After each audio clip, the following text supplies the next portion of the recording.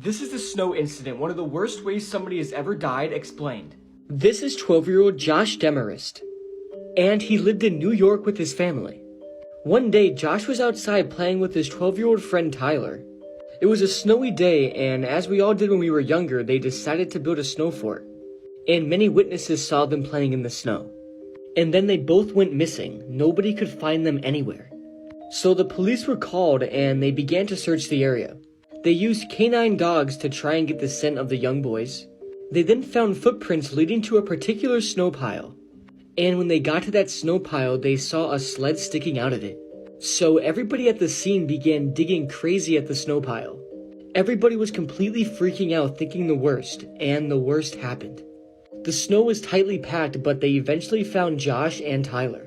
Both of them were completely buried in the snow, and then they were taken to the hospital. Tyler did have hypothermia, but he did survive. But sadly, Joshua would die. So what happened? Well, when the two boys were building their snow fort, they heard a dump truck backing up, making that beeping noise over and over.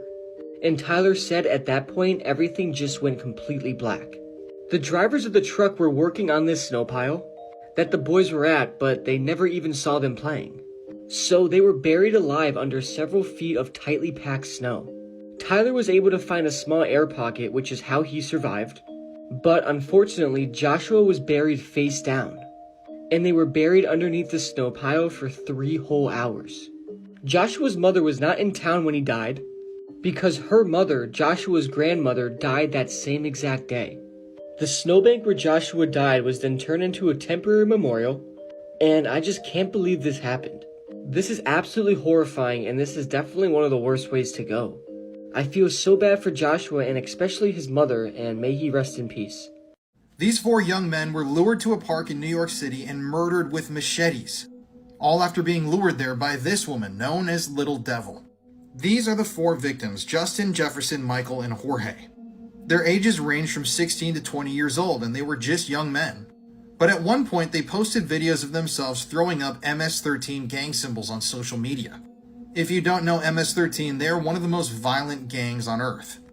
And apparently, a woman saw these videos and thought she had to do something about this. This woman was 22-year-old Leniz Escobar, also known by her nickname La Diablita, or Little Devil. Little Devil, as we're going to call her, was involved in the MS-13 gang. And when she saw those 4 young men posting videos of them throwing up signs when they weren't in the gang, she informed gang members of what they were doing. They then hatched a brutal and disturbing plan. Leniz, aka Little Devil, hit the boys up on social media and asked them if they wanted to come smoke weed with her in a local park. The boys then headed out to the park on Long Island, and after meeting Little Devil there, they were surprised when a group of MS-13 gang members ambushed them in the woods. In a frenzy of violence, these MS-13 gang members then hacked up the 4 young men with machetes. This was an extremely gruesome and bloody scene. And according to witnesses, Little Devil was actually splashed with blood throughout this massacre. And according to someone who was watching what she was doing, she licked the blood off of her lips and smiled as these men were macheted to death. The next day, the 4 young boys' bodies were found bloodied and chopped up in the park. But as it turns out, there were actually 5 young boys who were all friends invited to the park that day. And one of them, a young man named Elmer Ruiz, actually managed to escape the violence and fled to safety on foot. He was the one who ended up being able to testify against the killers and, yes, against La Diablita. Eventually, Leniz Escobar was found guilty on all charges which included murder. And I'm sure that she won't be seeing the daylight of the real world ever again. Well, at least hopefully not. This is the worst video of 2023, and whatever you do, don't go looking for it. The video that I'm about to explain has little to no backstory, though it's assumed the act committed in this video was fueled by mental illness. That's if the video is real, but it does indeed look legit. The video is short, coming in at 32 seconds in length. There's no clues at all regarding to what country the video comes from, but I'd assume it's from a Western country, maybe America. As you play the video, you see a man dressed in female clothing, and he appears to be wearing a pink skirt and blouse. He has the skirt pulled down, exposing his genitals. In his left hand, he is carrying a power tool that has been turned on, and it's a rotary circular saw. In his right hand, he holds his manhood as he holds the saw in the other. The blade screeches as the man in the video slowly moves the blade closer to his genitals, and it's clear what he's about to do. He takes a while and braces himself before he goes through with this act. The blade is extremely close to his manhood before he eventually takes the spinning blade and cuts it into his own manhood. Blood sprays everywhere, and it completely covers the man's left thigh and the table he is standing next to. In a matter of seconds, he completely slices off his manhood. He then throws it on the table and takes a few seconds to collect himself.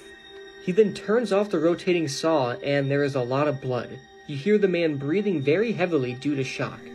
And after a few seconds, the man reaches down and picks up his own severed manhood and briefly shows it to the camera. It's truly a disturbing sight you don't want to see.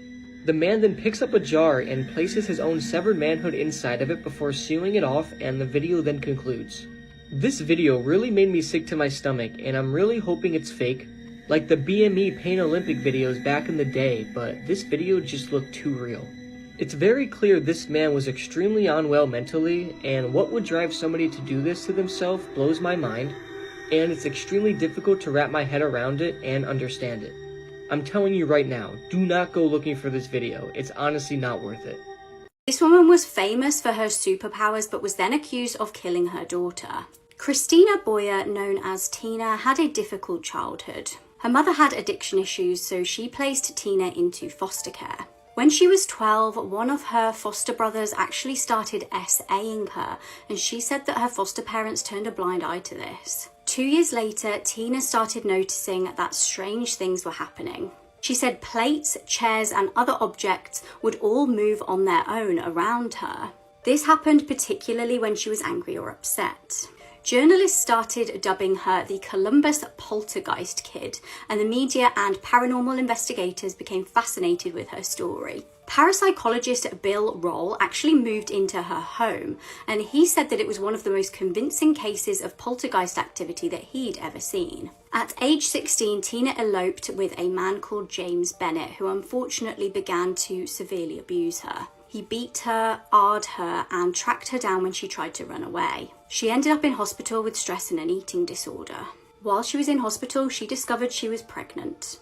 Her daughter Amber was born in 1988.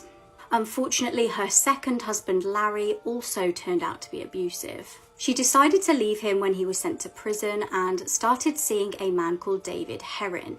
On April the 14th, 1992, something horrific happened. Her now 3-year-old daughter, Amber, was described as quite a hyperactive child, and she always had bumps and bruises. The days prior, she actually hit her head on a curb. On the day in question, Tina went to work and David was actually babysitting for her. When she returned, David was in the driveway exclaiming that he couldn't wake up Amber. Tina said that she ran into the trailer and found Amber looking grey. They rushed her to hospital, but she tragically passed away. Tina was arrested, and the police suspected that David and Tina had been covering up abuse. Prosecutors would later argue that if the pair had taken the little girl to hospital sooner, she may have been saved. Tina maintained her innocence and still does to this day, but her lawyer actually convinced her to take an Alford plea, which would avoid the death penalty. Tina remains in prison, but shockingly David was acquitted and sentenced to 20 years for child cruelty. This 10-year-old girl was murdered during a therapy session gone wrong, and this story is incredibly disturbing. Viewer discretion is advised. This is Candace Newmaker. She was born in 1989 in North Carolina. Candace's mother was a teenager when she was born, and her father was extremely abusive, so Candace's life was tough from the get-go. Eventually, Candace was removed from the home for neglect, and separated from her sibling by social services, and she was eventually adopted by Jeannie Elizabeth Newmaker. Shortly after she was adopted, Jeannie began taking Candace to a psychiatrist, because she apparently carried an attitude with her at home. According to Jeannie, Candace killed her goldfish, she played around with machetes, and she said some really strange things. Eventually, though, after trying therapy and psychiatry for years, Jeannie decided to take matters into her own hands. And in April of 2000, they traveled to Colorado, where Candace was brought to an unlicensed therapist for a 2-week intensive attachment therapy session. So Candace had been taken to this therapist for what's called a rebirthing session. In this 2-week procedure, it's really kind of hard to explain, but there are multiple people that come in and do this therapy and play these weird roles. But it should be noted that none of the 4 people that were participating in this therapy were licensed to practice any sort of medicine or therapy. During the 2nd week of treatment, they reached the rebirthing procedure. For this session, young Candace was wrapped up in a flannel sheet with pillows, meant to simulate a womb or a birth. And Candace was then told to fight her way out of this tunnel.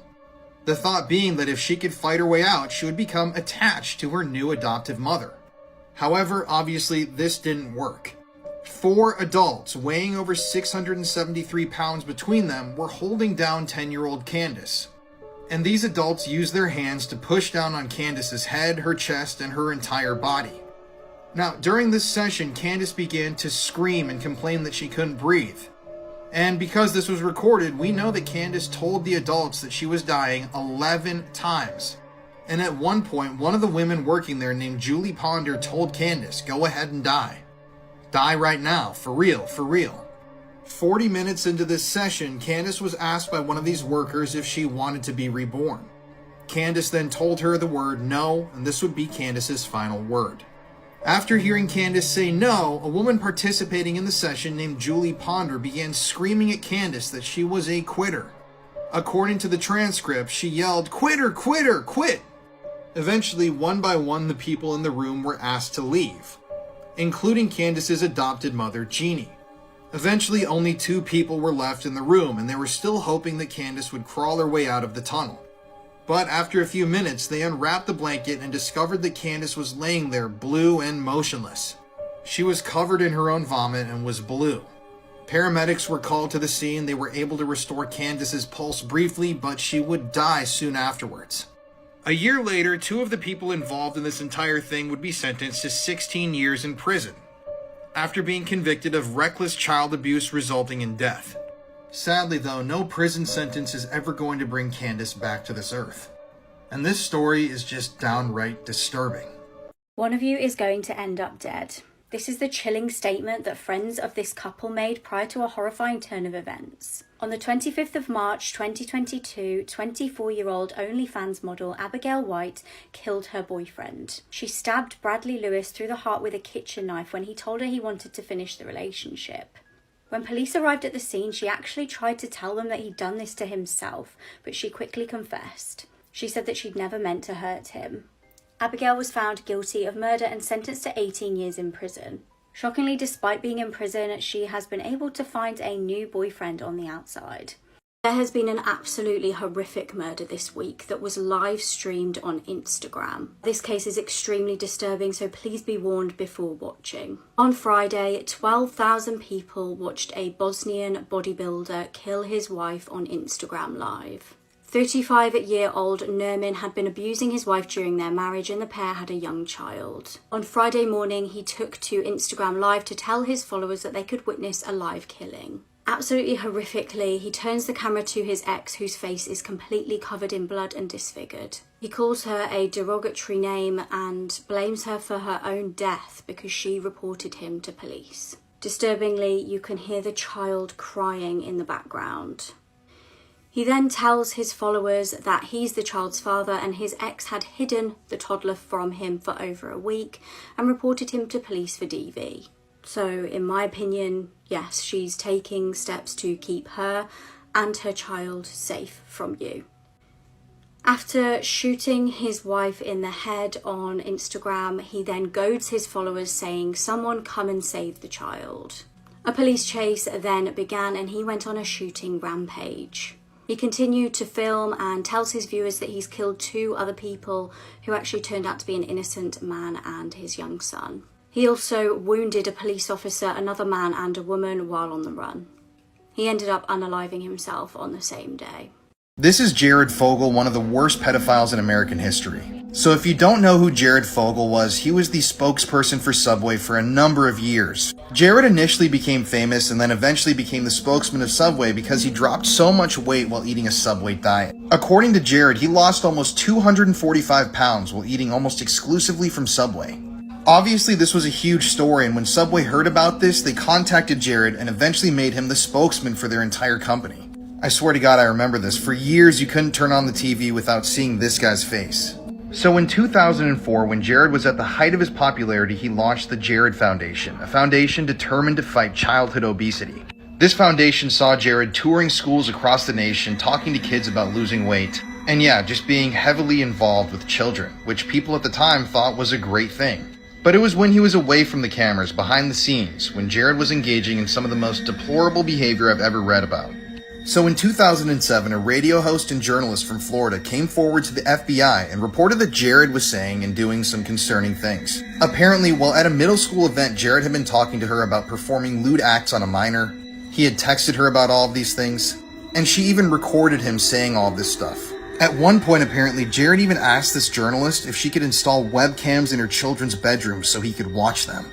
Obviously, this was concerning. This journalist recorded all of this, turned it into the FBI, but they told her that they couldn't do anything because they didn't have enough evidence. And now we got to talk about Russell Taylor, a guy who was heavily involved in Jared's foundation. So when he wasn't working on the Children's Foundation, this guy, Russell Taylor, was producing CP in his home. Apparently, between the years 2011 and 2015, Russell Taylor had videotaped minors in his own home and traded photographs of them with none other than, you guessed it, Jared Fogle, king of the footlong. According to court documents, Jared actually asked Russell if he could move some of the nanny cams in his home so he could watch children in varying states of undress or while they were naked taking a bath. Russell also claimed that Jared made him set up accounts on porn sites in his name, and he wanted to basically run his whole CP operation for him. Well, shortly after Russell Taylor was arrested, Jared Fogle's home was raided, and guess what they found? A ton of CP. On the same day that his home was raided, Subway severed all ties with Jared, and some new disturbing facts came to light during the trial. Apparently, years prior, Jared had been texting a Subway franchisee named Cindy, and over these texts, he talked about wanting to abuse kids aged 9 to 16. He told Cindy she should sell herself for sex on Craigslist, and even asked her to arrange a sexual meetup between him and her 16-year-old cousin. Eventually, Jared pled guilty to possession of CP and traveling to conduct an illicit sexual behavior with a minor. Apparently, while in New York City, he paid to have sex with a 17-year-old girl. But this story isn't over yet. I'm going to post part 2, and it definitely gets more interesting from here on out. This case made me terrified to go to the cinema. This is the case of the horror in Screen 9. James Holmes was raised in California. His mum was a nurse and his dad was a scientist. From a young age, he was experiencing night terrors and allegedly actually tried to take his own life when he was just 11 years old. He was apparently obsessed with guns and weapons and had dreamed of becoming a mass murderer. Between May and July 2012, he legally bought 4 guns. Background checks were conducted and he was allowed the weapons. He also bought spike strips, which, if you don't know, pop the tyres of cars if they chase after you. On July the 19th, just hours before tragedy would unfold, James mailed his notebook to his psychiatrist. Inside the notebook, James detailed his plans to kill. The notebook was actually discovered later on undelivered. Just prior to entering a cinema in Aurora, James rang a crisis line to tell them about his plans to kill. However, the call was disconnected after just 9 seconds. At the midnight showing of The Dark Knight Rises, CCTV captures James walking into the cinema. He walks into Screen 9, props open the door, and then walks back out again. Shockingly, he goes to his car and gets guns out and gas canisters. He re-entered the screen at about 12:38 p.m. and set off 2 gas canisters. When he entered Screen 9 again, he immediately opens fire on the audience, instantly killing 10 people. 2 others later died in hospital from their injuries. An additional 70 people were injured. This was an absolutely packed out cinema. James also shot at people as they scrambled to exit the screen. His youngest victim was a 6-year-old girl. Witnesses said this all unfolded as there was actually a gunfight on the screen, and initially they all thought it was special effects and just part of the film. Police were actually on the scene very quickly after the first 911 call. James surrendered to the police and was arrested in the car park. He was apparently very calm when he was arrested and told police that he had booby-trapped his apartment. When police investigated his apartment, this was found out to be true. He was sentenced to 12 consecutive life sentences. John Wayne Gacy, the killer clown, did not act alone. This TikTok series is about to blow your mind, but there's a lot of information here, so proceed with caution. The case of John Wayne Gacy, the serial killer clown, is one of the most infamous true crime stories in American history. A brief overview of the case: in the 1970s, John Wayne Gacy murdered 33 young men. He buried them in the crawl space beneath his home and his yard, and he was connected to a number of different crimes. Gacy himself gained infamy because he dressed up as Pogo the Clown on the weekends and volunteered at hospitals and children's birthday parties. Now, the official story says that John Wayne Gacy acted completely alone. He had no help in carrying out any of these murders, but I really don't believe that that's the case. Through all of our research that we did for our podcast, we've determined that Gacy was connected to a number of other killers, pedophiles across America. And he even may have been connected to one of America's other most infamous serial killers, the Candyman out of Houston, Texas. So before we get into this, I want to state that I do believe that Gacy did murder some people, and I think he was very complicit in all of this, obviously, but I don't think that he acted alone. But why do I think that? So to start off, we need to talk about Jeffrey Rignall, this guy who was actually a survivor of John Wayne Gacy. After a night of abuse and essay at the hands of John Wayne Gacy, Jeffrey Rignall was allowed to go free. But what Jeffrey would go on to tell authorities and the media about what happened that night at Gacy's home is a major thing in this whole conspiracy. Now, Jeffrey would tell the police that while Gacy was essaying him, there was another man in the room. Now, whether or not this other man participated in the essaying or they were there to watch, it doesn't matter. Someone was watching this criminal act occur. He knew he could give a description of the guy, and he knew that someone else was there watching this happen. Then we get to Robert Bob Gilroy, who was a victim of John Wayne Gacy. So Robert Gilroy was abducted on September 15th, 1977. That's the official date that he went missing. He was supposed to show up for an event after that day, but he never showed. But John Wayne Gacy's plane tickets and records placed him as being out of the state at the time. His plane tickets from the time show that Gacy left Illinois on September 12th, and he didn't return until September 16th, the day after Robert Gilroy went missing. Already, these two facts point to a larger conspiracy at hand. There may have been people helping procure victims for Gacy, and he may have been even paying for these victims. And that's when we get to Philip Paskey and John David Norman, two of the most horrific people I've ever read about, and this is where the connections with the case start to get really shocking. And we've talked about John David Norman here on my TikTok before. This guy was connected with the higher-ups in the government. This guy had lots of political power, and he was a known pedophile. Remember, in earlier TikToks, I even told you about how John David Norman was arrested multiple times. He had Rolodexes full of index cards of the people who he was supplying these young men to. And both times, the police departments lost the Rolodexes and lost all the names of the abusers. But how did they connect to Gacy? Well, in part 2, we're going to talk about it.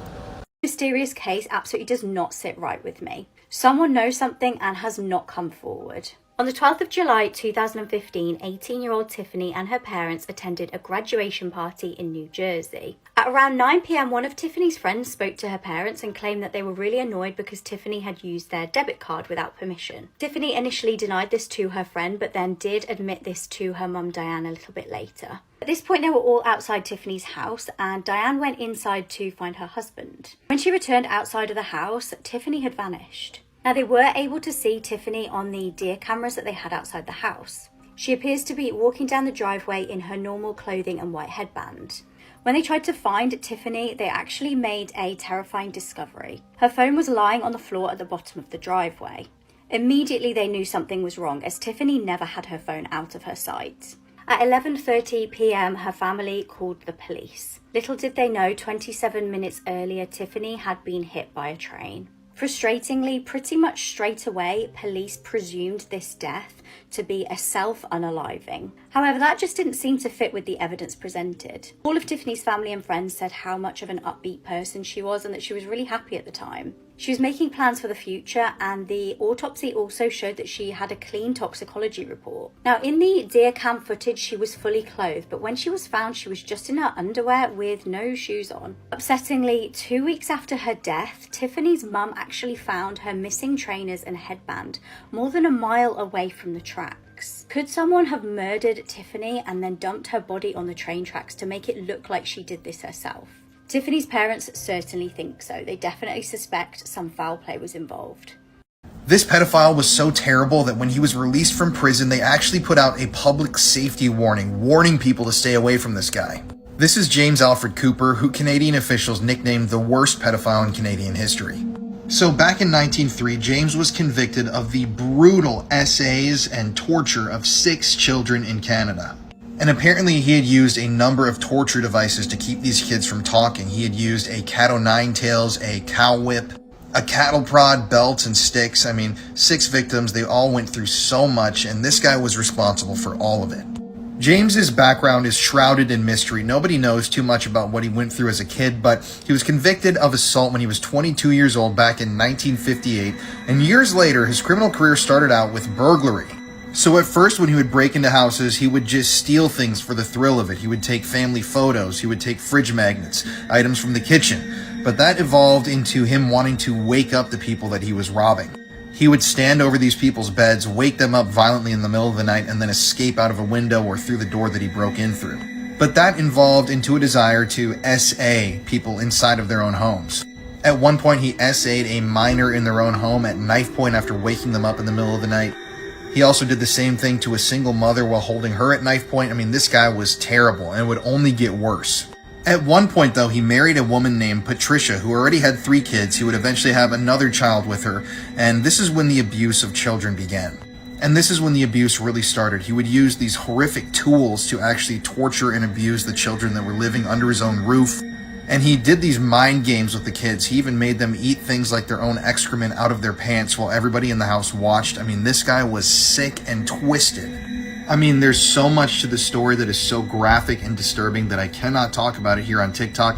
If you want to look it up, there's a great article online that explains this whole case, and it's just really hard to get through. But he would even do things like buy tubs of ice cream, rub it on his body, and make his children lick it off of him. He even at one point invited a neighborhood girl over with one of his own children, and he essayed both of them. Keep in mind, this whole time he was also physically abusing the children, beating them. He was verbally abusing them. He was just the worst person. I can't even get that across how bad of a guy this dude was. Eventually, though, in 1987, he finally was arrested and charged with doing all of these horrible things. Eventually, DNA would link him to some of the break-ins that he had committed as well, and the assaults that he had committed during those break-ins. And at the time, he was given a 30-year sentence. Now, that doesn't sound like very much, but in Canada, that was the longest sentence ever given in Canadian history for crimes like this. But unfortunately, with Canada's laws, this meant that he didn't have to serve that much time for what he had done to his own children, to all of these kids for so many years, to all the random people he had victimized during the break-ins. And in 2012, he was allowed to walk free from prison after only serving 21 years. He was paroled out. And that's what led the Toronto Police Department, like I said at the beginning, to release a public safety warning, warning people that this guy was out of prison, he was walking amongst them, and that they didn't know what he was going to do next. So at the end of the day, if his sentences would have been imposed consecutively instead of concurrently, he would have been in prison for 180 years, meaning he would have died in prison. But since they don't do that in Canada, he only ended up serving those 21 years. Now, there is a little silver lining. Shortly after his release, he was re-arrested for breaking the terms of his parole. And at the time, he was on chemical castration drugs. He was actually urging his doctor to give him less of them.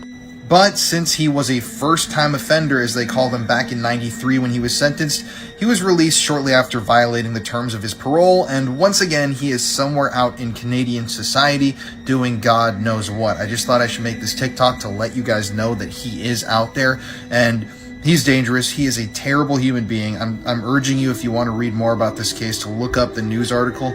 It is one of the most disgusting things I've ever read.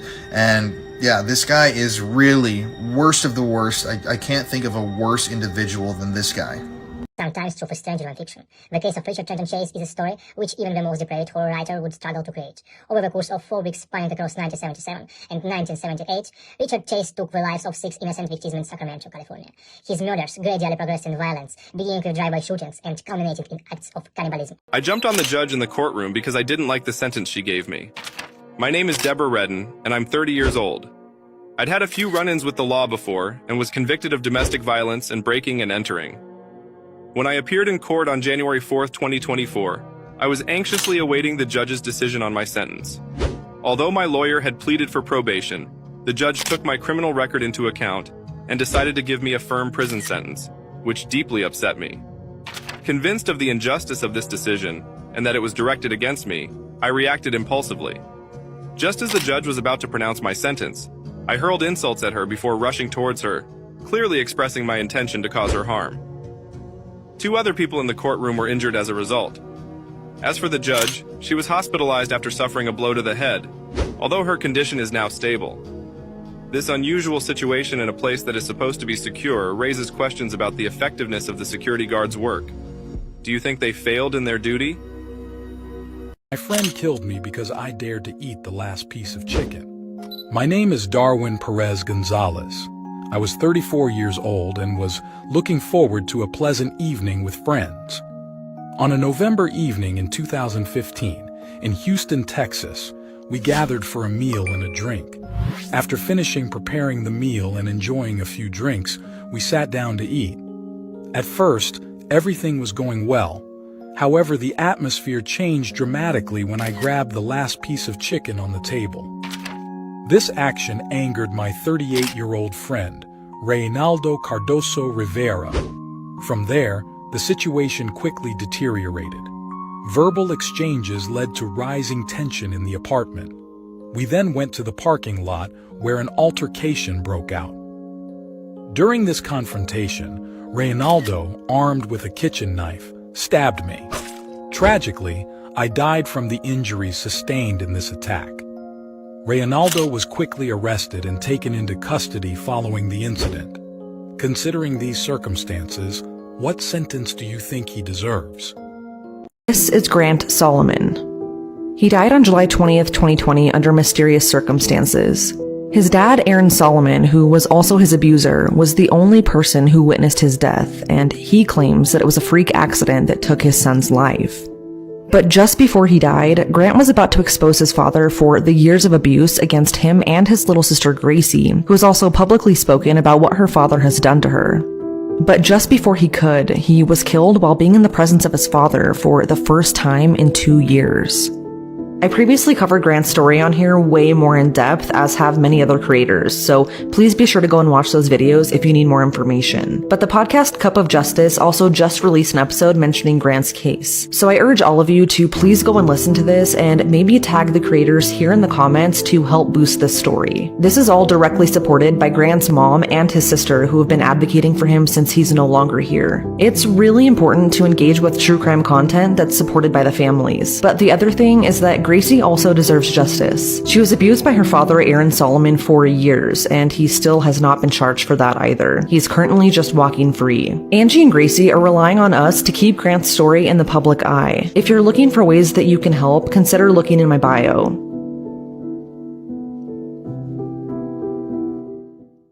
Want to give a viewer discretion. This case is really graphic. I'm not going to get too into detail. Regardless, what happened was sad as there was two girls, Louisa Jesperson and Maren Yulin. They were very good friends, and they both attended the University of Southeastern Norway. And in 2018 of December, Louisa told Maren she wanted to go to Morocco to go hiking and stuff. But before their trip, Louisa, she had made a Facebook post about wanting to go. And she had said, "Dear friends, I'm going to Morocco in December. Any of you guys who's around by then, or any mountain friends who know something about Mount Toubkal." And they go up the mountain. They eventually ended up stopping at a certain area because they got tired. They wanted to rest, so they put up their tent. And during that time, people say that killers were stalking them, and they were just waiting for an opportunity for them to attack, which they did. They go in with a machete. First girl, Louisa, she's beheaded, and then the same thing happened to the other girl. But what made this whole thing up was that one of the guys was recording it. Bro, stop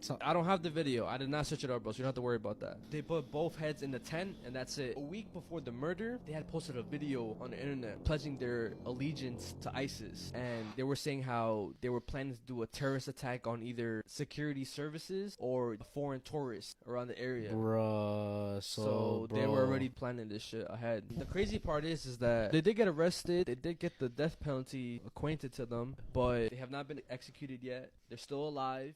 Mother of two, Stuart Lubbock, died under mysterious circumstances at the home of celebrity Michael Barrymore. In the early hours of the 31st of March 2001, a 999 call was placed. This alerted emergency services to a body in the pool of TV personality Michael Barrymore.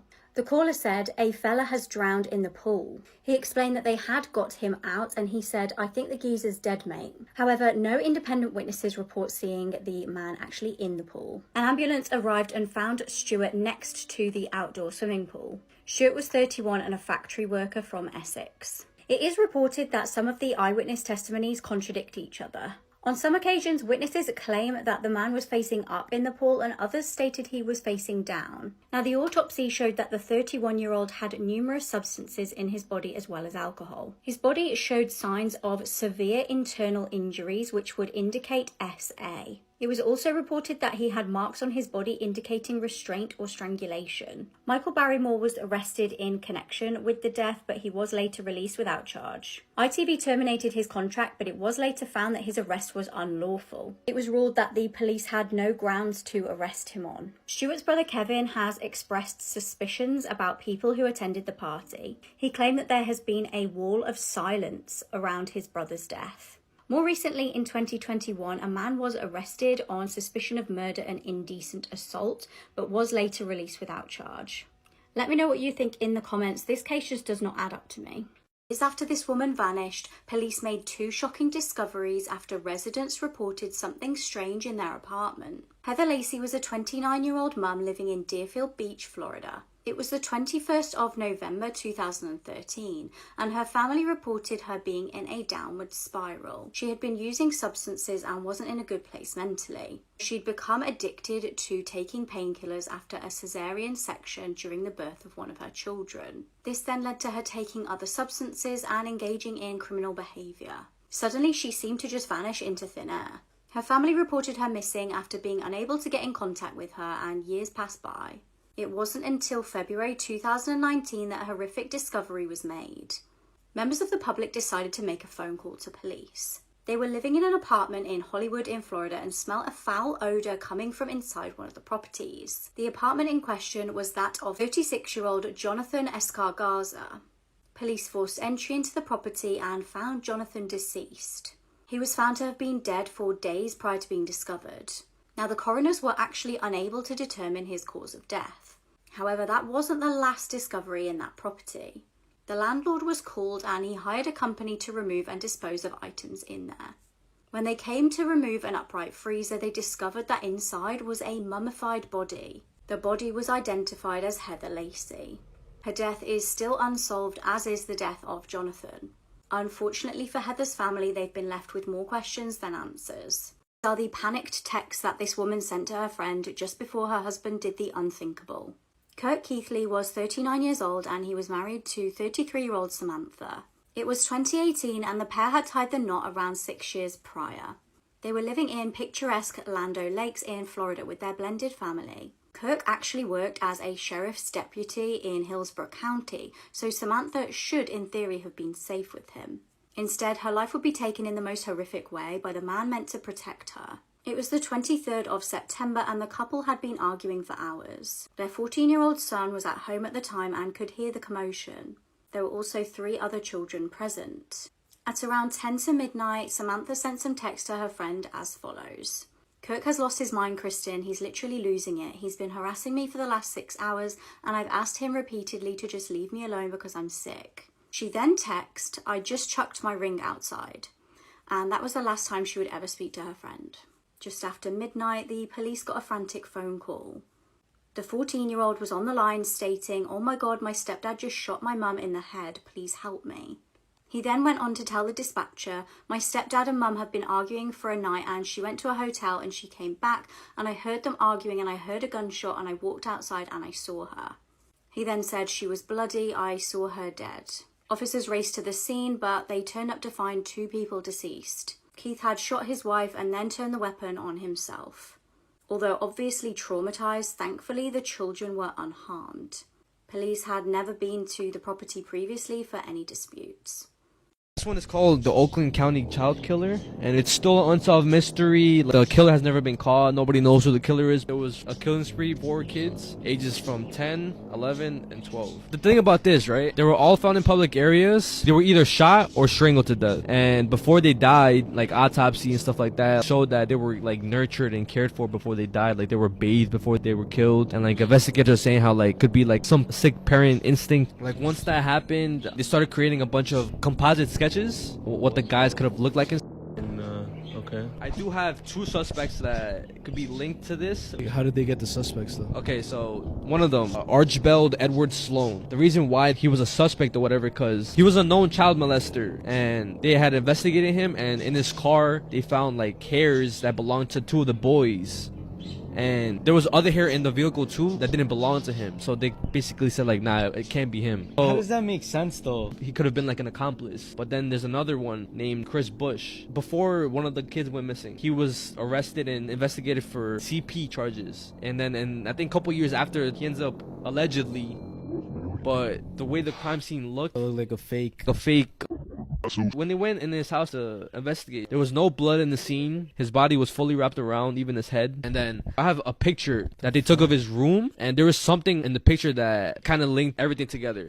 Right here on the left side, it's a hand drawing, and it's this picture. And they're saying that it could be this kid. Oh shit, he's like screaming type shit, right? And police reports, that picture was never reported or anything. Like nobody knew about it. They probably didn't even think about it. Or do you think like they were low key in on it? This is the last photo that 32-year-old Quaylen Campbell sent to his wife before he was found shot to death. If there's ever a story that needs to go viral, it's this one.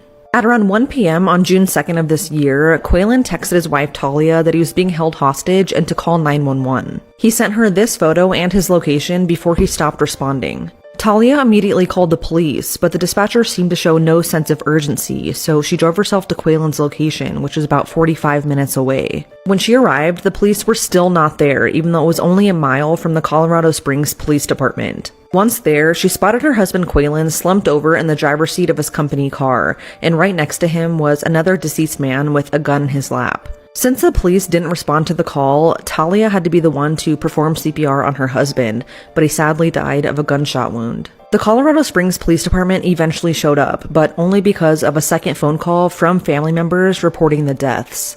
Authorities have confirmed that the deceased man next to Quaylen was 44-year-old David Carrolls, and the case is being investigated as a murder-suicide. Quaylen didn't know David, but it's believed that David was homeless and that Quaylen was giving him a ride. Once inside the car, David held Quaylen hostage and fatally shot him and then himself. The Colorado Springs Police Department say that they were called to the shooting that day a little after 2 p.m., but phone records show that Talia called 911 nearly an hour earlier at 1:15 p.m. According to attorneys, they are wanting to petition the CSPD to release the audio recordings of the police radio communication to see why exactly nobody responded to the first 911 call. If they had, Quaylen's life could have possibly been saved. Please keep the Campbell family in your thoughts. I've also attached a GoFundMe set up for Quaylen's wife and 2 young kids if you'd like to donate or share. Mysterious Halloween party disappearance, an abandoned car, and a disturbing twist of events. This is the terrifying case of Karen Swift. Karen was a 44-year-old mum of 4. She was living in Tennessee and vanished from Dyersburg on the 30th of October 2011. She'd attended a Halloween party the night before at a country club. She didn't stay long. Unfortunately, her daughter had been ill at a sleepover, so she had to go and pick her up. She fetched her and then she drove back home. She was actually still living with her husband David despite the pair getting a divorce. 3 weeks earlier, she had filed for the divorce and the pair were actually sleeping in separate rooms. David claimed that he saw her around midnight the previous night and then briefly the next morning. She then seemingly vanished. Worryingly, Karen's car was actually found abandoned not far from her house with her Halloween costume inside.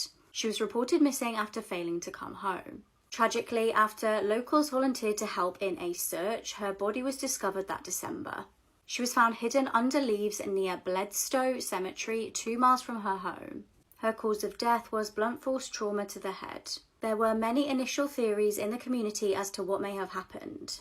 There were rumours that Karen had been involved with a married couple. One of Karen's close friends also told police that Karen had stated to her that she had been involved in something she wasn't proud of. She was also reportedly involved in some kind of argument that night at the Halloween party. Now, David got remarried in 2016 and Karen's case went very quiet. Then, over a decade after Karen's body was discovered, David was arrested and charged with her murder. In July 2023, David had been arrested for stalking his now ex-wife in Jefferson County.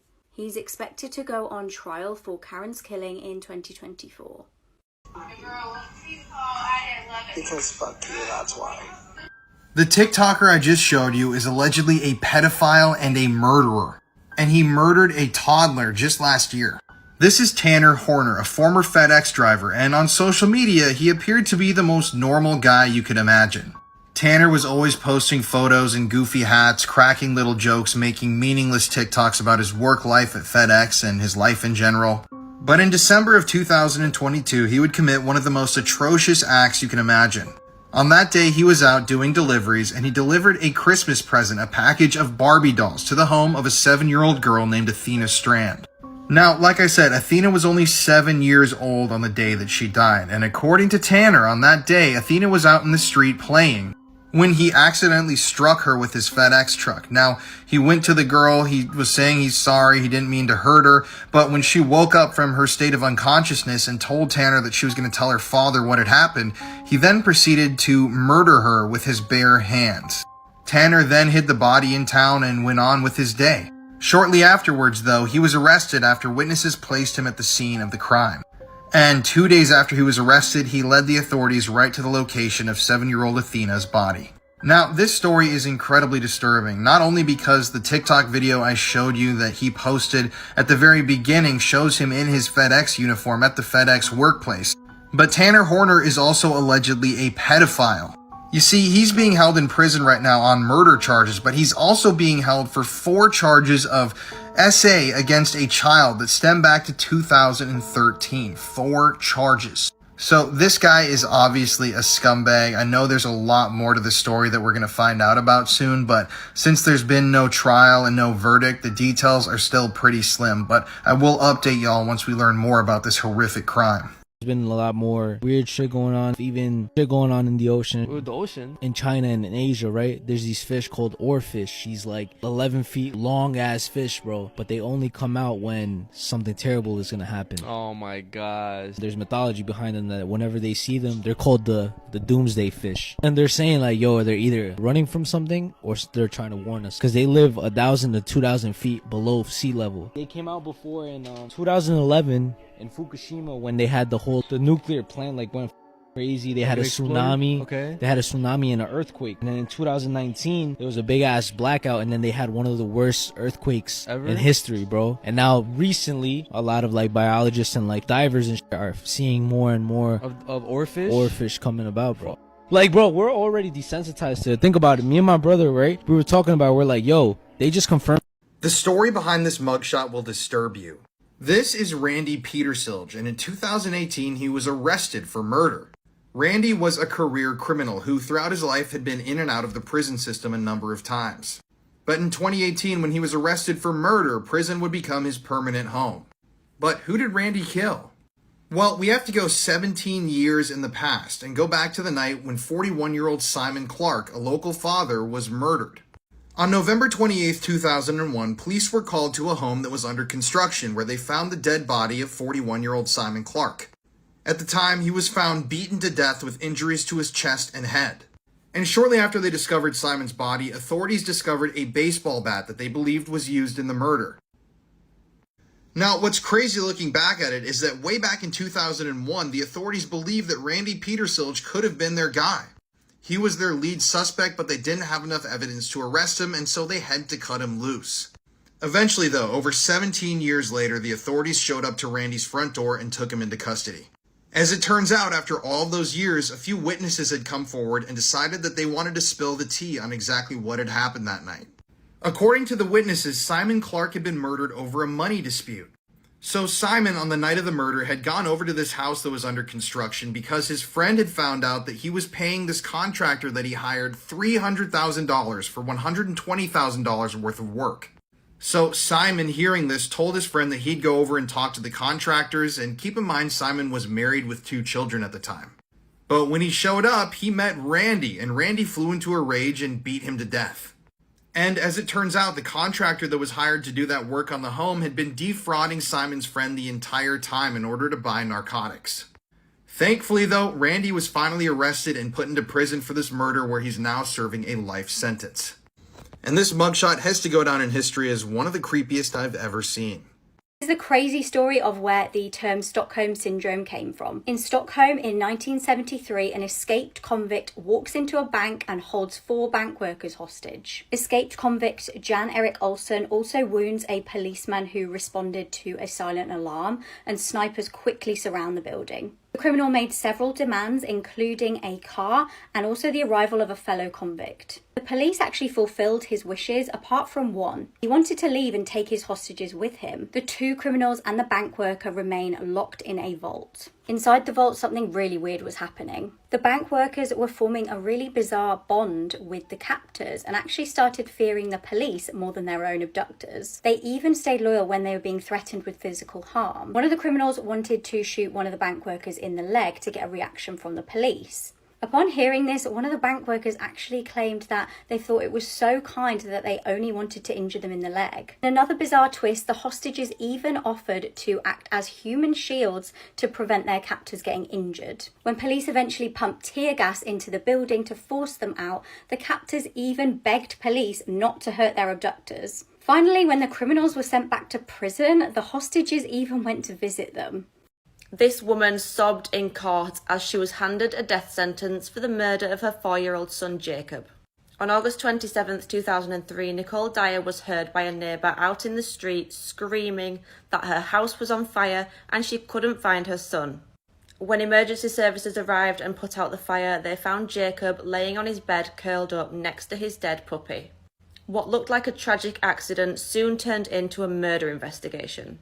During Jacob's autopsy, it was found that despite the house being on fire, there was no soot or smoke in his lungs. He was already dead when the fire was set. Nicole had told police that she'd tried to rescue Jacob from the fire, but the flames were too fierce. But police noted that she had no soot or smoke on her clothes, skin, or in her hair. She'd left the house just after the fire had started. It soon came to light that Jacob was merely an inconvenience to Nicole. She often hired babysitters so she could go out clubbing and drinking. She even went out clubbing on the night of Jacob's funeral. A few of these babysitters recalled to police that when they babysat, Nicole would hand them medication to give to Jacob to make him sleep. Police discovered that this medication was prescribed to Nicole, not Jacob, and it was acetaminophen with codeine, which can cause nausea and drowsiness and shouldn't be given to children under the age of 12. Nicole was basically drugging her son to make him sleep so that she could do whatever she wanted. Had she maybe given him an overdose and tried to cover it up by setting a fire? Unfortunately, Jacob's cause of death couldn't be determined as his body was that badly burnt, but one thing was clear: he was dead before the fire started. Nicole was sentenced to death and her execution date was set for January 10th, 2007, but in 2005, her sentence was actually overturned and she was instead sentenced to life without parole. She still to this day professes her innocence and says that she didn't murder her son. Remember when you talked about La Blancanieves? Yeah. If you want to just give like a brief rundown of like where it was or like what it was. It was kind of like a Disneyland, but in Mexico. But there was a lot of bad stuff that would happen in that specific spot, and it was all allegedly because it was built on top of a cemetery, like a graveyard. And there was this one specific statue, which is a Snow White statue. Yep. Of La Blancanieves, and she's cursed. So warning: if you don't want to see her, you don't have to. She moves around and stuff. There's like footage of her like blinking.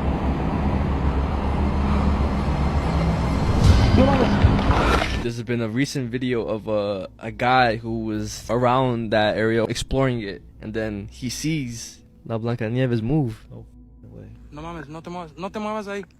Yeah, and they're pretty far, bro. Is that walking on it by itself? Yes. Deja que mi cámara enfoque bien, deja que mi cámara enfoque bien.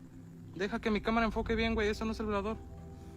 No digas, Then they run to it. No bro, I don't know. Mamadas, Those are brave. I would not run to that. Perdón, perdón. Run to it, bro. No digas mamadas, güey. Nah, bro, that's crazy, bro. You see that, bro? We were just... This woman's boyfriend found CP images on her phone, and the images were of his own daughter. So meet Ashley Cheatham. She's from Oklahoma, and she was just arrested last week after her boyfriend went through her phone and found one of the most disturbing things you can imagine. So initially, her boyfriend thought that Ashley might be cheating on him or doing something weird on the internet. So he decided to go through her phone and make sure she wasn't messaging other dudes. But when he went through her camera roll, he found disturbing, graphic photos of his own daughter in compromising positions being abused by Ashley. Now, immediately Ashley's boyfriend went into the police department and he was basically begging for a police officer to talk to him immediately so that he could report this behavior to the authorities. And after hearing the story and seeing the evidence, authorities went in immediately to go arrest Ashley. And now she's been charged with a number of felonies, including the essay of a child under the age of 12, the making and distributing of obscene material or CP, and some other drug charges. But this story still gets more disturbing if that's even possible. So while authorities were doing a background check on her after her arrest, they found out that Ashley was in the process of applying to work at a local elementary school. And according to some reports, she actually was posting online looking for churches that needed volunteers or workers to help work with the children. So needless to say, I don't know and I don't want to know exactly what she was planning, but this woman adamantly wanted access to children and she was determined to get that access. Sadly, her boyfriend's 3-year-old daughter was the victim and hopefully the only victim that we're going to find out of Ashley's. But yeah, this once again just goes to show that you cannot trust anybody, really. I mean, she's only 19 years old and she's already engaged herself in the most despicable crime you can possibly commit. So good luck in prison, have fun, we won't miss you, Ashley.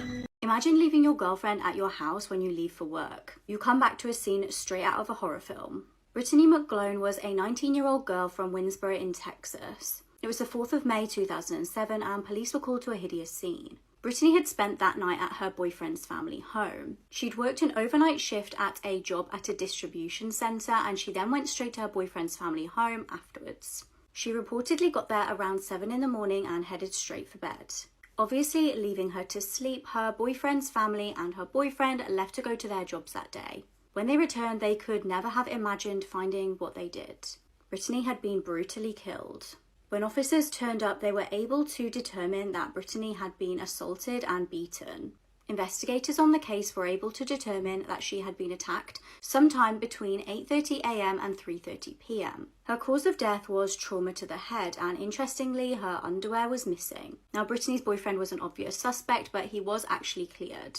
Him and his family all had solid alibis, and this was confirmed by CCTV footage. Absolutely none of them were at the house at the time that she was murdered.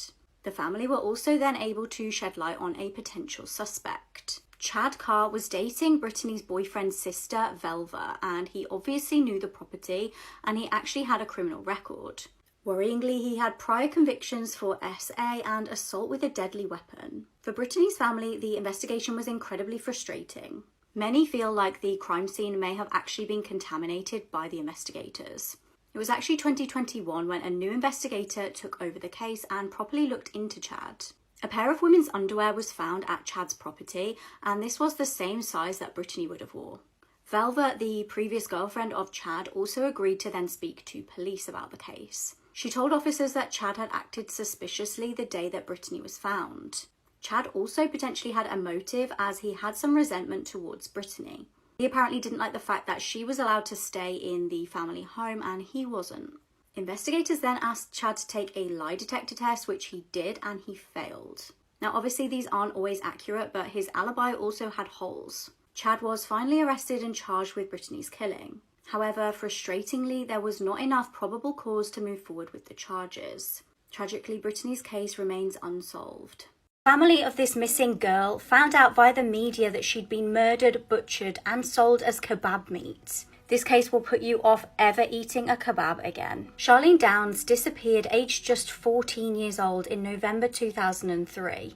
She was living in Blackpool, UK, and was last seen in an area containing many kebab shops and takeaways. While out with her friends one night, Charlene bumped into her mum. Her mum said that Charlene needed to be home by 10 p.m. that night, which was quite typical for Charlene. Tragically, this would be the last time that her mum would ever see Charlene alive. When Charlene didn't turn up by 10 p.m, her dad went out on his bike looking for her for around half an hour. When he couldn't find her, he just presumed that she'd stayed over at her friend's house and went home and went to sleep. When she still didn't arrive the next morning, her parents started to get worried and they called police. Police, however, said that they could not report this as a missing person until she'd been missing for 48 hours. Eventually, police did start to look for her, but they said that they presumed she was a runaway. The case went cold until 3 years later. Charlene's family were called into a police station. There was news of 2 men who had been arrested, linked with a local takeaway called Funny Boys. They were arrested on suspicion of murder and disposal of Charlene. This is when the family found out some shocking news via the media about what had happened to Charlene. An article published stated that she had been grinded up and sold as kebab meat. One of the brothers of the men who had been arrested had heard them bragging about doing this. Now, Charlene's disappearance actually unearthed the fact that these takeaways were being used as a front for P rings, where men were luring teenagers in with food and alcohol in exchange for things I cannot repeat on this app. When the case against these 2 men went to trial, the jury failed to reach a verdict. The case was then thrown out of court due to apparent lack of physical evidence. One of the reasons for this is how well Charlene's body had obviously been disposed of. Both men who had been charged were given a £250,000 compensation for being falsely trialed.